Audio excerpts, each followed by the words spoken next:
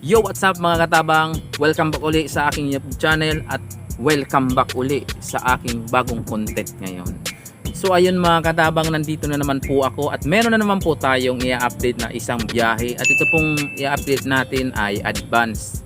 Advance po ito dahil advance po ang labas nila ng kanilang info about sa kanilang biyahe. So kung gusto nyo malaman po, panoorin nyo po ito. At kung para maintindihan nyo lahat ng aking sasabihin, tapusin nyo po ang video ito dahil para po sa inyo ito, mga biyahero, biyahera at uwi ng mga probinsya.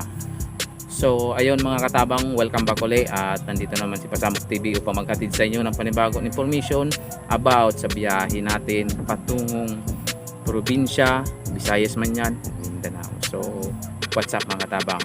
Okay. So bago ako magsimula mga katabang, kumusta kayo dyan? Kumusta ang buhay nyo?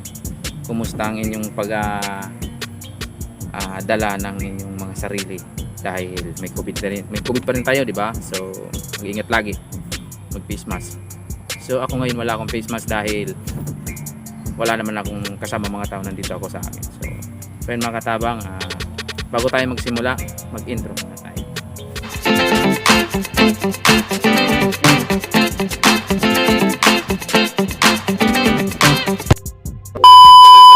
So ayun mga katabang, welcome back ulit sa aking channel.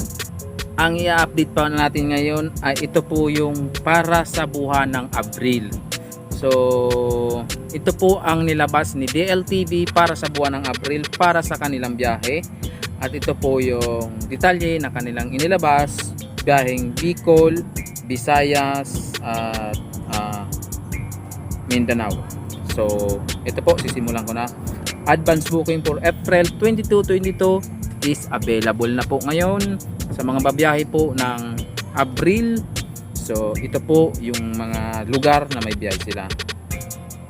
Okay, para po sa biyaheng Bicol galing ng PITX, ito po yung oras ng kanilang biyahe.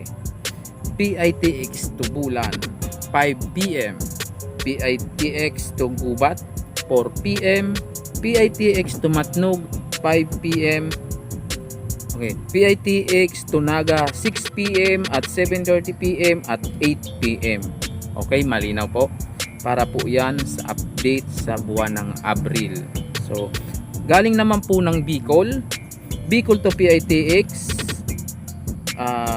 Bulan to PITX 5 PM, Gubat to PITX 4 PM, Matnog to PITX 5 PM, Naga to PITX 6 PM at 7:30 PM at 8 PM. So ayan po yung biyahe natin sa Bicol na update para sa Abril. Para sa Abril na inilabas ng DLTV.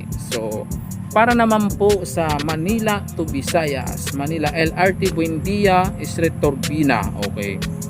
Manila to Visayas, Manila to Ormoc 10:30 AM, Manila to Maasin 2 PM, Manila to Rawis 1 PM, Manila to Liloan 9 AM, Manila to Tacloban 9 AM at para naman hanggang Abril 13 only po ito. So para po sa buwan ng Abril hanggang 13 lang po itong update na advance ngayon ng DLTV.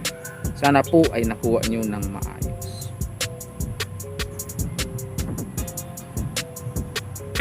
Okay po, sa mga magtatanong po ano bang requirements, magkano bang pamasahe, pasensya na po, wala pong ibinigay na requirements, wala pong ibinigay na contact number, wala rin pong ibinigay na kung magkano ang pamasahe sa mga nasambit na lugar.